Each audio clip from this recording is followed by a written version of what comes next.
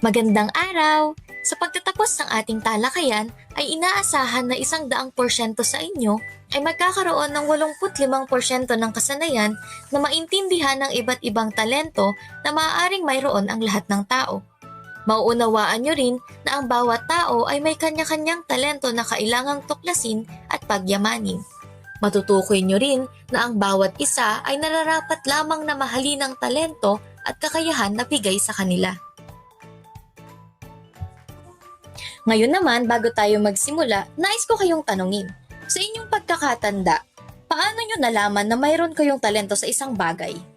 Sa karanasan ko po, ma'am, nalaman ko po na may talent po ako sa pagkanta nung maliit pa lang po ako. Kasi po, lagi po akong sumasabay sa mga kanta po sa radyo, tapos na pinapakinggan po nila mama.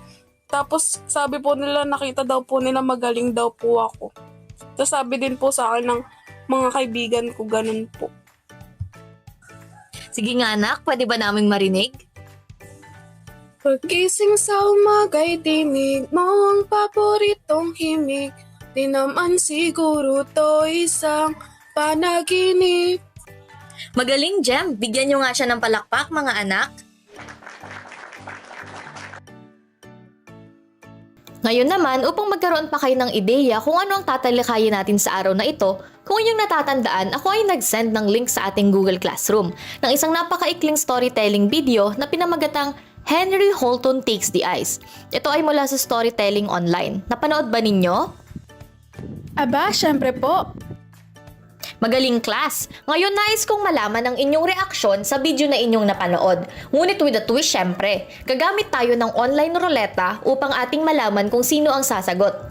Ngayon tumingin na kayo sa ating harapan upang ating malaman kung kaninong pangalan ang lalabas.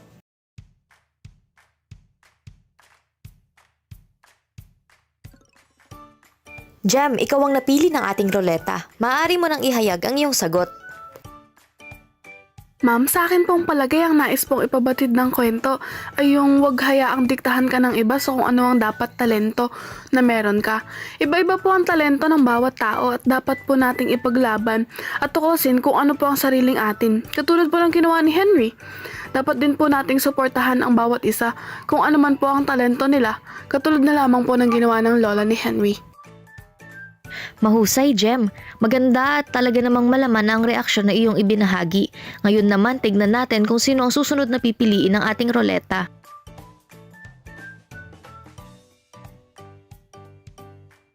Jairus, ikaw ang pinili ng ating ruleta. Maaari mo nang ipahayag ang iyong sagot. Ma'am, para sa akin naman po, ito po ay patungkol sa pagkakaiba ni Henry sa kanyang pamilya. At doon rin po ay nagpapakita ng kakaibang talento na mayroon ng isang individual na taliwas sa ibang talento ng tao sa kanyang paligid. Yung pagiging unique po ng isang tao. Katulad ng kay Jem ay tama rin at matalino ang sagot ni Jairus. Bigyan nyo nga sila ng palakpak, mga anak.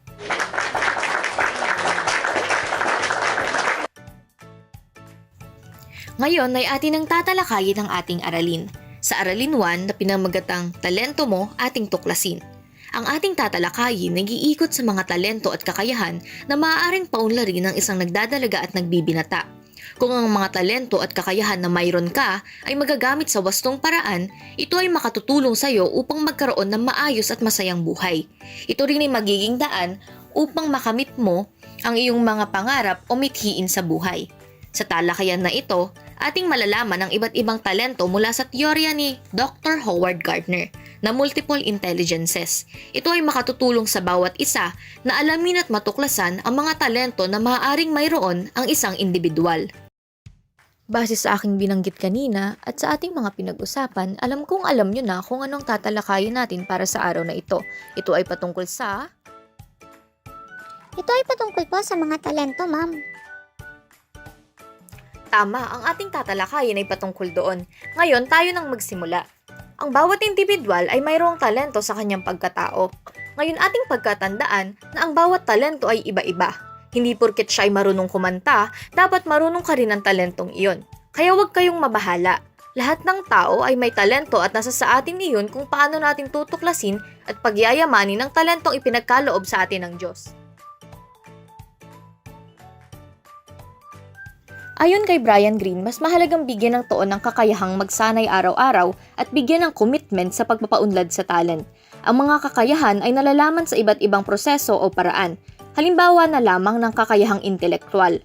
Ito ay nasusukat sa pamamagitan ng pagsusulit. Ayon sa kanya, mahirap sukatin ang talento. Ang bawat isa ay mayroong kanya-kanyang pagsibol. Katulad yung mga nagdadalaga at nagbibilata, kung sa tingin nyo, ngayon wala kayong talento, nagkakamali kayo, sapagkat hindi basihan na mayroon ang iba dapat kasabay noon ang inyo. Mayroong tinatawag na late bloomer kung saan huling lumalabas ang kanilang talento. Kaya huwag kayong mamawala ng pag-asa sapagkat sinabi ko nga, ang bawat isa sa atin ay mayroong kanya-kanyang talento na naghihintay lamang na ating matuklasan.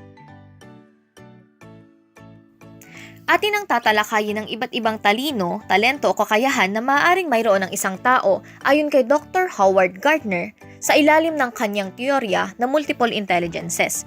Ngayon, para matuklasan natin ang iba't ibang multiple intelligences na ating tatalakayin, naghanda ako ng word puzzle kung saan inyong aayusin ang mga salita upang mabuo ang angkop na salitang hinahanap.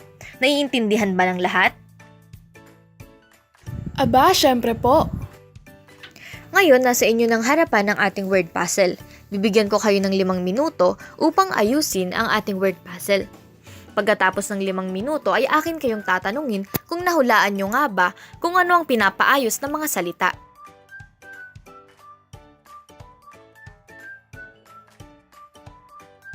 Ngayong tapos ng 5 minuto, tignan nga natin kung nahulaan nyo ang sagot sa ating word puzzle. Ano-ano sa tingin nyo ang sagot sa ating puzzle? Visual, linguistic, mathematical, tsaka kinesthetic po ang nahulaan ko. Musical, interpersonal at intrapersonal.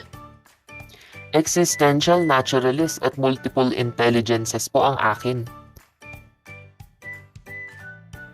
Tama, napakahuhusay niyong lahat. Iyon nga ang mga sagot sa ating word puzzle at iyon din ang iba't ibang multiple intelligences ni Dr. Howard Gardner.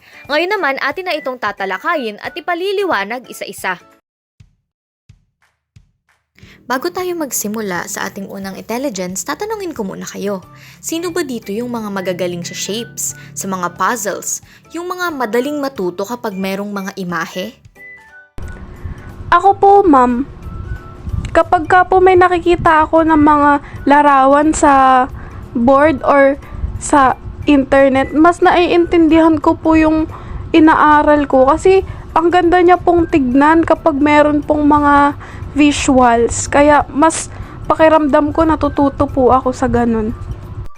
Kagaya po nung inaaral namin yung table of elements dati, mas naaalala ko po siya kasi nakikita ko po yung mga elements kung anong itsura niya. Kaya mas natatandaan ko po.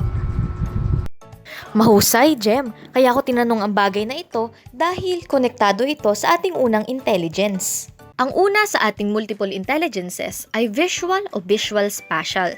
Ang visual spatial ay ang kakayahan kung saan mabilis na nakikita at natututo ang isang tao sa pamamagitan ng paningin at pag-aayos ng mga ideya.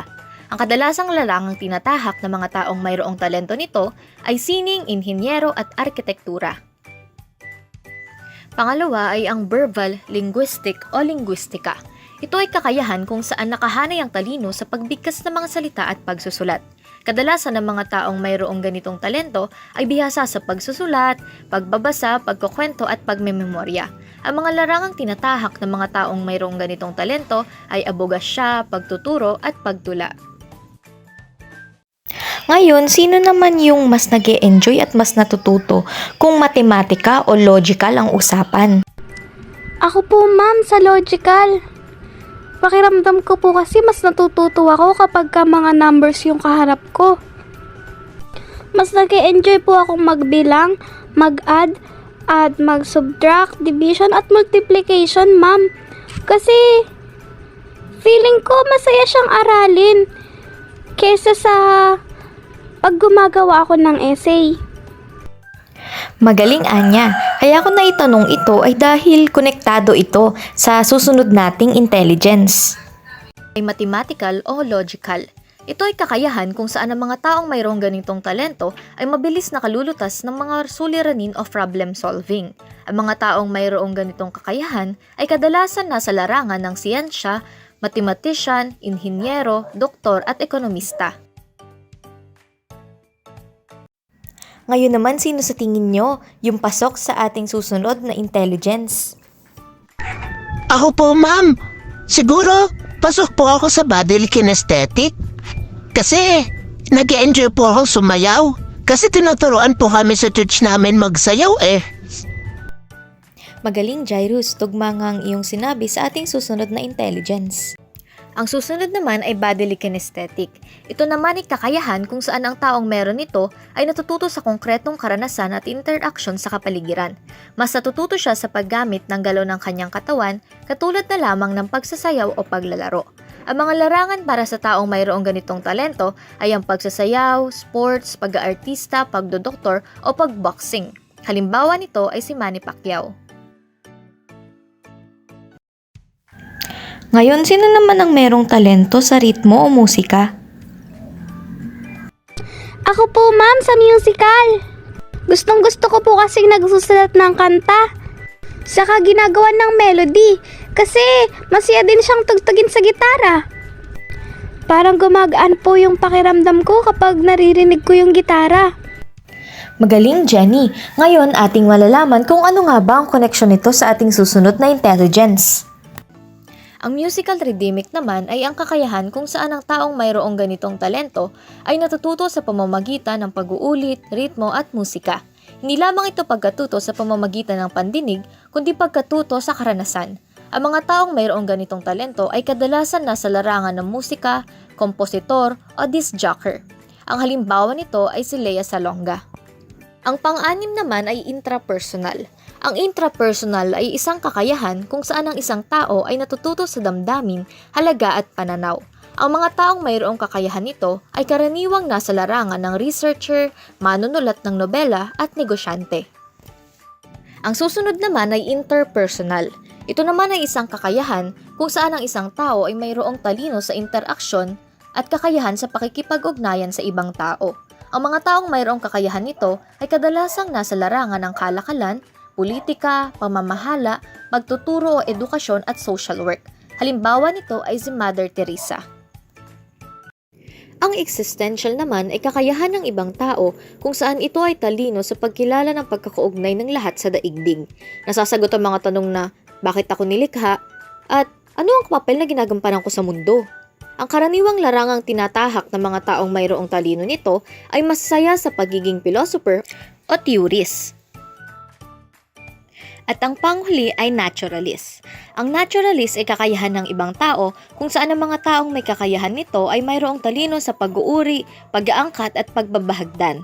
Ang mga taong mayroong talino nito ay nasa larangan ng pagiging environmentalist, magsasaka o botanist.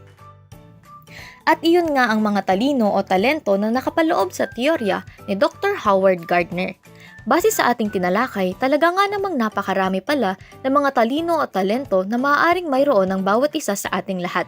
Kaya huwag tayong matakot at panghinaan ng loob na magtuklas ng ating sariling talino o kakayahan katulad nga ng ginawa ni Henry Holton sa ating pinanood na storytelling online. Hindi siya sumuko na tuklasin at ipaglaban ang kanyang talino at kakayahan. Ito ay kanyang pinaglaban at pinagyaman. Ngayon, naiintindihan nyo na ba, class, ang iba't ibang talino o talento na maaaring mayroon ng isang tao? Aba, syempre po. Magaling, class. May mga tanong pa ba kayo patungkol sa ating tinalakay? Wala naman po, ma'am. Upang atin pang malaman ang kabihasaan nyo sa ating tinalakay, ay magkakaroon tayo ng maikling pagsasanay. Ang gawaing ito ay inyong isusulat sa inyong kwaderno at inyong ipapasa pagkalipas ng 5 minuto. Maliwanag ba, class? Aba, syempre po. Magaling, class. Sa inyong sariling pangunawa, ilapat nyo ang natutunan nyo sa ating aralin sa araw na ito upang maipaliwanag ang nilalaman ng litrato na nasa ating harapan. Maaari na kayong magsimula. Ngayong tapos na ang 5 minuto, inyo nang ipasa ang inyong mga kwaderno na naglalaman ng inyong mga sagot. Alam kong alam nyo na ang tamang pagpapasa. Dahil naiintindihan nyo na ang ating aralin ngayong araw ay magkakaroon tayo ng isang gawain. Ito ay tatawagin nating talento mo, ibida mo. Sa gawaing ito ay akin kayong hahatiin sa 5 pangkat. Ang bawat pangkat ay maghahanda ng isang maikling performance kung saan ipapakita ang talento ng bawat isa. At ito naman ang pamantayan sa pagpupuntos. Tahimik na paghahanda, 5 puntos. Organisado, 5 puntos. Nilalaman, 10 puntos. Ito ay kabuuan ng 20 puntos. Ngayon ay akin na kayong ipapangkat at pagkalipas ng 5 minuto ay isa-isa na kayong magtatanghal.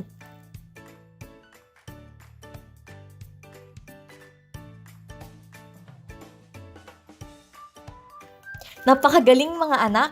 Ang bawat isa sa inyo ay naipakita ng maayos ang inyong mga talento at natutuwa ako sa inyong mga ipinakita. Ngunit meron pa ring ilang individual ang tila nag-aalangan na ipakita ang talento na mayroon sila. Sana sa susunod, mas magkaroon sila ng lakas ng loob na ipakita ang kanilang mga talento sapagkat ito ay dapat na ipinagmamalaki. Sa kabila noon, ako pa rin ay natutuwa sapagkat alam kong ang gawaing ito ay unang hakbang upang mas magkaroon pa sila ng lakas ng loob at mahasa pa ang mga talento ng bawat isa. Alam kong mas maigaganda pa ang inyong mga presentasyon kung nagkaroon pa tayo ng mas mahabang oras na paghahanda. Ngunit ang inyong ginawa ay talaga pa rin napakahusay sapagkat aking nakita ang pagpupursigi ng bawat isa, kaya't ito ang inyong mga puntos. Ngayon, bigyan nyo nga ng malakas na palakpak ang inyong mga sarili. Ngayon naman, dahil naintindihan nyo na ang ating aralin, narito ang maikling pagsusulit upang sukatin ang lawak ng inyong natutunan. Maaari na kayong kumuha ng papel at ballpen at simulan ng pagsagot. Para sa ating panuto, upang ipahayag ang iyong sagot, kailangan mong piliin ang titik ng tamang sagot. Magsimula na tayo. Ito ay talino na natututo sa pamamagitan ng damdamin, halaga at pananaw. A. Intrapersonal. B. Interpersonal. C. Kinesthetic. D. Visual spatial. Si Kiara ay mas natututo kapag kanyang ginagamit ang kanyang katawan, katulad na lamang ng paglalaro. Ano kayang talino o talento ang mayroon si Kiara? A. Visual spatial. B. Kinesthetic. C. Intrapersonal. D. Naturalist. Ito ay talino sa pagbigkas ng mga salita at pagsulat. A. Mathematical. B. Linguistic. C. Visual spatial. D. Existential. Napakagaling ni Amiro sa larangan ng sports. Napakahusay ng kanyang katawan. Ano kayang talino o talento mayroon si Amiro? A. Linguistic. B. Existential. C. Kinesthetic. D. Interpersonal. Ito ay talino o talento na ginagamitan ng paningin upang mas mabilis na maintindihan ang mga paksa at isaayos ang mga ideya. A. Visual spatial. B. Existential. C. Naturalist. D. Intrapersonal.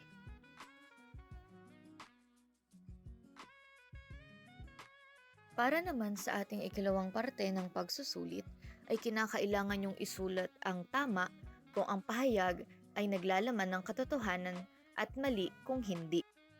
Para sa ating unang pahayag ay ayon kay Brian Greene, mayroong 9 na talino o talento ang mayroon at pwedeng isa o higit pa ang mayroon ang bawat tao.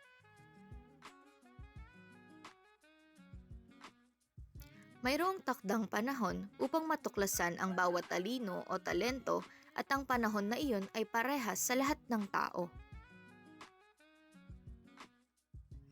Ang 9 na mga talino at talento na tinalakay ay tinatawag na multiple intelligence.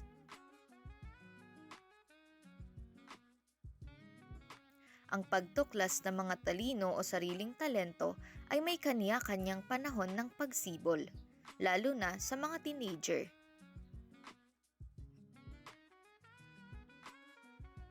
Ang talento ng bawat miyembro ng iyong pamilya ay nararapat lamang na mayroon ka sapagkat ito ay nararapat mong sundin o gawin. Ngayong tapos na ang ating pagsusulit, ay marapat lamang na magpalitan na ng kwaderno ang bawat isa upang simulan na natin ang pagwawasto. Ngayong nakapagpalitan na ng inyong mga kwaderno, ay atin nang simulan. Number 1, A. 2, B. 3, B.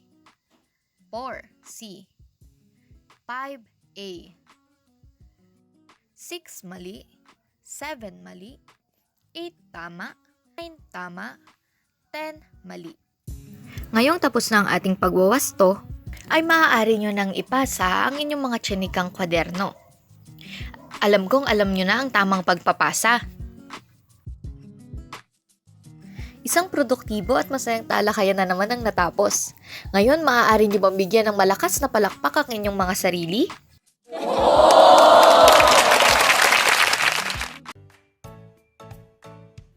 At ito naman ang ating taktang aralin. Ilagay sa inyong online journal ang mga kakayahan at talino na mayroon kayo at ipaliwanag kung paano mo ito natuklasan. Ipaliwanag din ang kahalagahan ng iyong talento o talino sa iyong buhay bilang isang mag-aaral at bilang isang miyembro ng lipunan.